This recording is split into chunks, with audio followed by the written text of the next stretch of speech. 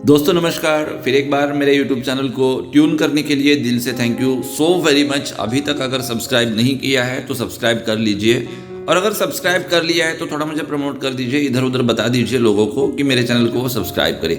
चलिए, आज का विषय है वो शॉर्ट में आपको बता देता हूँ। एक्चुअली मेरे दिमाग में ना अजीब व गरीब ख्याल आते हैं। मैं कभी कभी ना बहुत डिप्रेशन में चला जाता हूँ, कभी कभी पता नहीं चलता कि करना क्या है, क्योंकि समाज में बहुत ही अलग अलग चीज़ें हो रही है, ऐसी चीजें कि जिनका मैं एनालिसिस भी नहीं कर सकता। ऐसी ही एक घटना घटी है हाल ही के दिनों में। रांची झारखंड में एक महिला, एक बेटी थी, उसकी शादी हो चुकी थी, लेकिन शादी में उसे बहुत तकलीफ हो रही थी, तो इसलिए उसका डिवोर्स करवा दिया गया।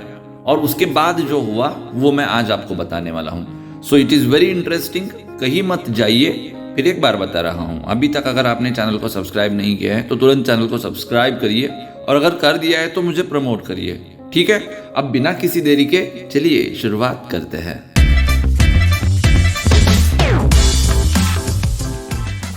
एक लड़की थी जिसकी शादी हो गई। शादी के बाद उसे बहुत परेशानी हो रही थी, क्योंकि उसके जो पति थे और ससुराल के लोग थे वो इसे टॉर्चर करते थे, खाने पीने को नहीं देते थे। और ये पता चला कि वो जो लड़का है वो उसकी दो शादियाँ ऑलरेडी हो चुकी थी, लेकिन ये सब इनसे छिपाया गया था।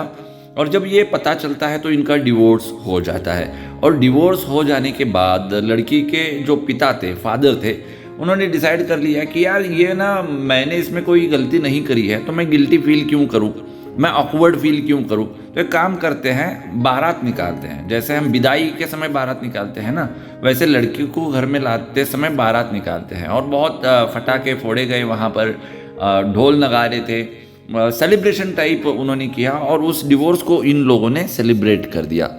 अब जब ये न्यूज़ मैंने देखी तो मेरे दिमाग में ना असंख्य प्रश्न आने लगे कि हम किस दिशा में जा रहे हैं। बहुत सिंपल चीज़ होती है, सही और गलत। क्या खाना चाहिए और क्या खाना नहीं चाहिए। अगर आपको सही और गलत में फ़र्क समझ में ना आए, अगर आपको यह समझ में ना आए कि क्या खाना है और क्या नहीं खाना है, तो आप इंसान कैसे। और ये स्थिति कब आती है? जब आप आपके धर्म से कट जाते हैं, जब आप आपके धर्म से कट जाते हैं, जब आप राम से कट जाते हैं ना, तब ये स्थिति आती है कि आपको वो वही अच्छा लगता है जो आप करते हो, आपको वही अच्छा लगता है जो आप सोचते हो, आपको वही अच्छा लगता है जो जहां पर सिचुएशन आपको लेके जाती है, उसी चीज को आप अच्छा कहने लगते हो।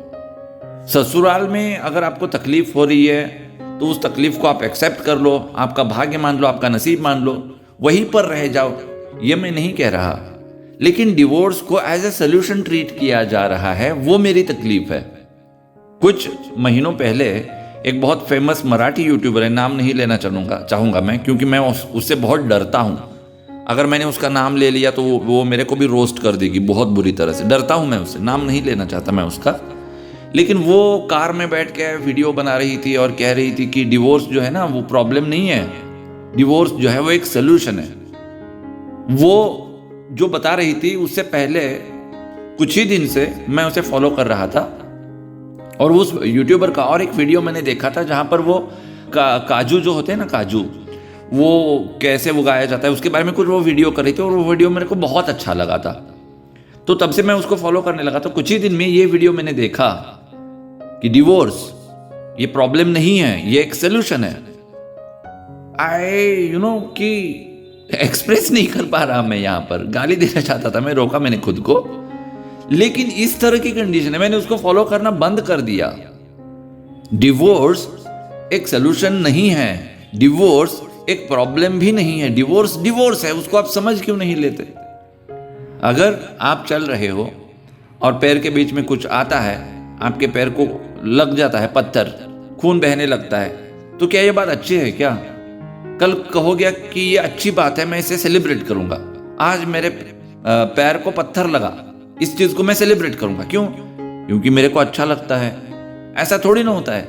जब आपको दर्द हो रहा है, जब आप करा रहे हो, तो ये चीज अच्छी कैसे हो सकती है? इसीलिए मैंने कहा कि क्या खाना चाहिए और क्या नहीं खाना चाहिए, इसमें फर्क करना आना चाहिए ना हम लोगों को। मैं आपको बार बार बता रहा हूं कि डिवोर्स जो है वो एक अलग कल्चर का हिस्सा है, मैं उसके ऊपर कमेंट्री नहीं कर रहा। जब डिवोर्स होता है तो दिल टूटते हैं। जब डिवोर्स होता है तो दो फैमिलियां जो है वो अलग हो जाती है। जब डिवोर्स होता है तो फाइनेंशियल लॉस हो जाता है, और ये चीजें अच्छी नहीं हैं। आप मुझे बताइए, डिवोर्स को हिंदी में क्या कहते हैं? तलाक। तो तलाक हिंदी शब्द है ही नहीं। मराठी में क्या कहता है? घटस्फोट। तो घटस्फोट मराठी शब्द है ही नहीं। डिवोर्स नाम की कंसेप्ट हमारे कल्चर में ही नहीं है। हमारे कल्चर में ऐसा होता था, अगर कोई भी इंसान कोई भी अपकृत्य करता था तो उसे दंड दिया जाता था, उसे दंडित किया जाता था। ऐसा नहीं कि उसे दंडित नहीं किया जाता था। अगर कोई इंसान अपनी पत्नी को मार रहा है, पीट रहा है, दारू पी रहा है, तो उसको दंड दिया जाता था, लेकिन डिवोर्स नहीं होता था। दंड किसको दिया जाता था? जिसकी गलती है उसको। इस टाइप की समाज व्यवस्था भारत में थी। भारत ने आपको यह कभी भी नहीं कहा कि आप प्रॉब्लम के साथ जियो। प्रॉब्लम के साथ जीने की आदत जो हमें डलवाती है ना, वही पाश्चात्य संस्कृति है, वही एलोपैथी है। वो आपको प्रॉब्लम से थोड़ा दूर कर देती है, लेकिन प्रॉब्लम को हटाती नहीं।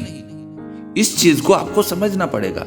अगर आपकी हरासमेंट हो रही है तो इस तरह का समाज बनाओ आप कि उस समाज में डिवोर्स एक बहुत गंदी चीज हो जाएगी। अगर कोई पति, उसका डिवोर्स हो चुका है तो उसे कोई लड़की नहीं देगा। इस टाइप की सिचुएशन तब थी। अगर कोई लड़की, अगर उसका डिवोर्स हो जाता है तो उसकी दोबारा शादी नहीं होगी। इस टाइप की सिचुएशन तब थी, और इसी डर से वो चाहते हुए या ना चाहते हुए उनको अच्छा बर्ताव करना ही पड़ता था। हो सकता है कि कंपैटिबिलिटी ना हो।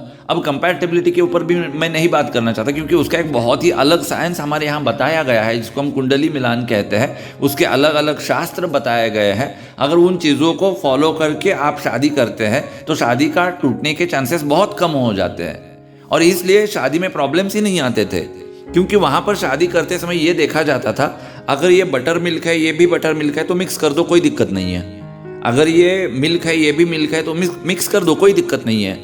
लेकिन मिल्क में अगर बटर मिल्क मिक्स करोगे ना, तो कोई एक मर जाएगा, मोस्टली मिल्क ही मर जाएगा, उसे बटर मिल्क होना पड़ेगा। इसका टेस्ट लिया जाता था गुण मिलान के थ्रू। इसका एक शास्त्र था। राक्षस गण होता है, राक्षस गण होता है, मनुष्य गण होता है, मनुष्य गण होता है। देखा जाता है ना, नाड़ी नाम का एक विषय होता है। एक नाड़ अगर हो जाता है, सेम नाड़ी आ जाती है, तो वहां पर भी नहीं चलता। इस टाइप की बहुत अलग अलग चीजें थी। षडाष्टक योग नाम का एक वहां पर बताया गया है कि आपकी राशि से अगर छठवीं राशि है तो उससे आप शादी मत करो, क्योंकि उनका नेचर अलग है, आपका नेचर अलग है, आपकी शादी नहीं टिकेगी। ये चीजें हमारे यहां बताई गई थी। इन चीजों को आप मानोगे नहीं, इन चीजों को आप नहीं मानोगे, और बाद में जाकर डिवोर्स ले लोगे। और डिवोर्स लेने के बाद आप क्या करोगे? सेलिब्रेशन। ये मेरे को खटक रहा है। डिवोर्स हुआ, इट्स ओके, दर्द है ना वो, तो उसका सेलिब्रेशन क्यों बना रहे हो? ये वही कल्चर है ब्रेकअप वाली पार्टी। सैया जी के क्या वो मुंह पे पत्थर रख के मैंने मेकअप कर दिया, आज सैया जी से मैंने ब्रेकअप कर दिया। क्या लिरिक्स है उस गाने का? यही हो रहा है ना। आज डिवोर्स को आप सेलिब्रेट कर रहे हो, कल को अगर डिवोर्स को सेलिब्रेट करने की प्रथा बन जाती है तो उसका कौन जिम्मेदार होगा? मेन स्ट्रीम मीडिया ने ये न्यूज करी थी। मेन स्ट्रीम मीडिया ने, सो कॉल्ड तथाकथित बुद्धिजीवियों ने इसकी सराहना करी थी। देखिए हमारा समाज कितना आगे बढ़ रहा है। अरे खड्डे में जा रहा है तेरा समाज, समझ में नहीं आ रहा तेरे को? आज हमारे समाज में ना एक ट्रेंड है, किसी भी चीज को एक नाम दे दो, बस उसे ट्रेंड बना दो। मैंने सुना था कि अमेरिका में एक लड़की या लेडीज थी, स्त्री, उसको लगता था कि मैं अंधी हूं। उसको हमेशा लगता था कि मेरे को दिखाई नहीं देता। तो वो क्या करती है पता है आपको? उसकी आंखें निकलवा देती है, लिटरली आंखें निकलवा देती है, दोनों। वैसे ही यूरोप में एक लड़का था, और उस लड़के को ये लगता था कि उसको पैर नहीं है। उसको लगता था, मेंटली उसको ऐसा लगता था कि उसको पैर नहीं है। तो पता है उसने क्या किया? उसने भी उसके दोनों पैर कटवा दिए। अब लड़की ने ऐसे थोड़ी ना हाथ डाल के आंखों को नोचा होगा बाहर, वो डॉक्टर के पास गई होगी। लड़के ने थोड़ी ऐसे थोड़ी ना है कि कुल्हाड़ी लेके उसने मार दिया होगा पैर के ऊपर और पैर को काटा होगा। हाँ, वो भी तो हॉस्पिटल में गया होगा, उसकी प्रॉपर सर्जरी हुई होगी। तो कैसे उसने बताया होगा कि क्यों पैर निकालने हैं, क्यों आंखें निकालनी है? तो उसको एक नाम दे दिया गया, ट्रांसेबिलिटी। क्या नाम दिया उसको? ट्रांसेबिलिटी। जैसे ट्रांसजेंडर्स होते हैं ना, वैसे ये ट्रांसेबल्स है कि इन्होंने खुद ने करवाया। नहीं चाहिए मेरे को। अगर किसी बंदे को पैर नहीं है तो वो भी जी रहा है ना, तो हम क्यों नहीं जी सकते? तो इसलिए हम भी पैर कटवाएंगे। हो सकता है कल को ये भी क्रेज आ जाए, और यही हो रहा है। उसको नाम दे दिया उन्होंने, क्या? ट्रांसेबिलिटी। आपने सिचुएशनशिप के बारे में सुना है क्या? मेरे को तो सिर्फ एक ही शिप पता थी और वो फ्रेंडशिप थी, लेकिन बाद में लिव इन रिलेशनशिप आया, बाद में फ्रेंड्स फॉर बेनिफिट आ गया, और अब क्या आया है? सिचुएशनशिप। ये क्या है सिचुएशनशिप? अगर कोई लड़का कोई लड़की अगर आपको अच्छा लगता है, उसके साथ रहो, सब कुछ करो, लेकिन कोई भी कमिटमेंट नहीं है। लिव इन रिलेशनशिप में कमिटमेंट होती है, लेकिन यहां पर कोई कमिटमेंट है ही नहीं। आप मल्टीपल पार्टनर्स भी रख सकते हो, कोई कमिटमेंट नहीं, बस नाम दे दो उसको सिचुएशनशिप। अब लिव इन रिलेशनशिप को हमने एक्सेप्ट कर दिया, अब सिचुएशनशिप को भी हम एक्सेप्ट कर देंगे। जो चीजें अच्छी नहीं है उसको हम सेलिब्रेट कर रहे हैं। पता है कहां से आता है? आप जो फैशन करते हो कपड़ों की, या फिर चेहरे पर वो कुछ लगाकर, ये वहां से आता है। आपके पैंट से घुटना बाहर आ चुका है और आप उसको फैशन कह रहे हो। आपका जो कंधा है वो बाहर आ चुका है स्लीव से, आप उसे फैशन कह रहे हो। ये फैशन नहीं है भाई, आप फटे कपड़े डाल रहे हो। हमारे यहां कहा जाता है कि अगर आप फटे कपड़े डालोगे तो दारिद्र्य आएगा, लेकिन आप उसे ट्रेंड बना रहे हो। मेनस्ट्रीम मीडिया ने इतना उछाला इस न्यूज को कि देखो कैसे डिवोर्स को सेलिब्रेट किया, हमारा समाज आगे बढ़ रहा है, कल को प्रथा बन जाएगी, सब लोग सेलिब्रेट करेंगे। तो क्या ये चीज अच्छी है?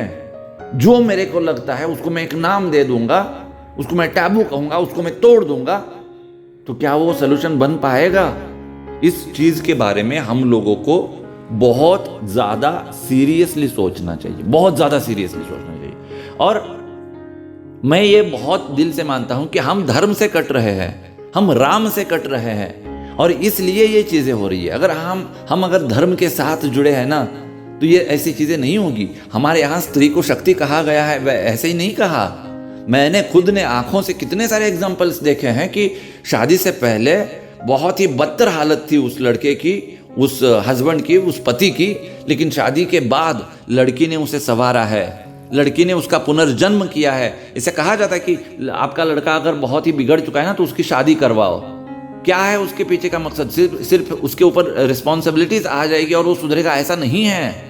लॉजिक है उसके पीछे, और इसलिए ऐसा कहा गया था कि अगर आपका बच्चा बहुत बिगड़ रहा है ना, तो जल्दी से उसकी शादी करवाओ। ये प्रथा है यहां पर। इस चीज को आप लोगों को समझना पड़ेगा। जो मैं आपको बताने की कोशिश कर रहा हूं ना, इस चीज को आपको समझना पड़ेगा। और इसलिए मैं कह रहा हूं कि जो राम से कटता है, जो कृष्ण से कटता है, जो स्वामी विवेकानंद से कटता है, जो सनातन परंपरा से कटता है, वो कभी भी इंसान नहीं हो सकता, वो कभी भी हिंदू नहीं हो सकता। सिर्फ आप भारत में रहते हो, आपका कुछ सरनेम है, आपका कुछ नाम लगा है, इसलिए आप हिंदू हो, या अगर आपकी गलतफहमी है तो उसको दिल से बाहर निकाल दो। और इसी एक चीज के लिए मैं आरएसएस को भी क्रिटिसाइज करता हूं, क्योंकि आरएसएस परंपरा को ही नहीं मानता।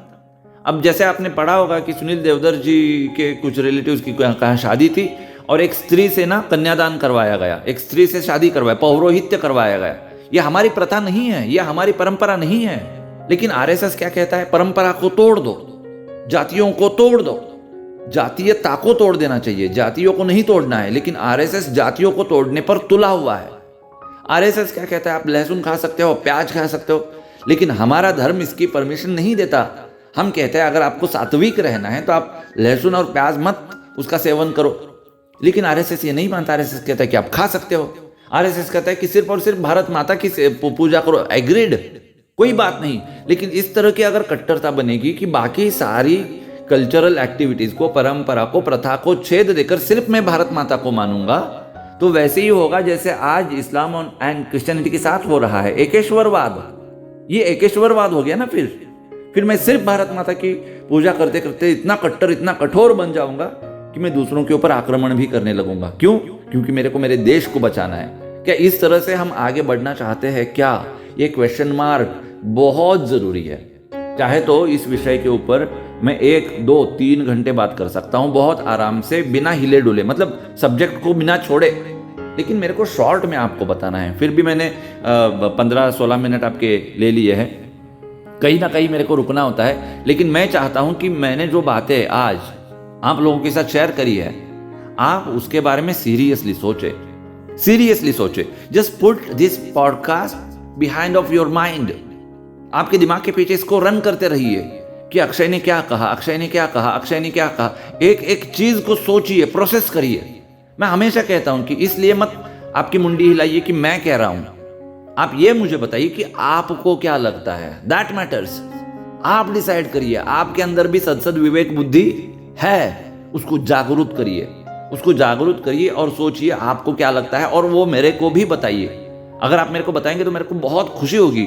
कमेंट करके बताइए मुझे, ठीक है। कमेंट तो आप कर ही सकते हैं, लाइक तो आप कर ही सकते हैं, शेयर तो आप कर ही सकते हैं। अगर आप मेरे को प्रोत्साहित नहीं करोगे तो मैं आगे कैसे बढ़ूंगा।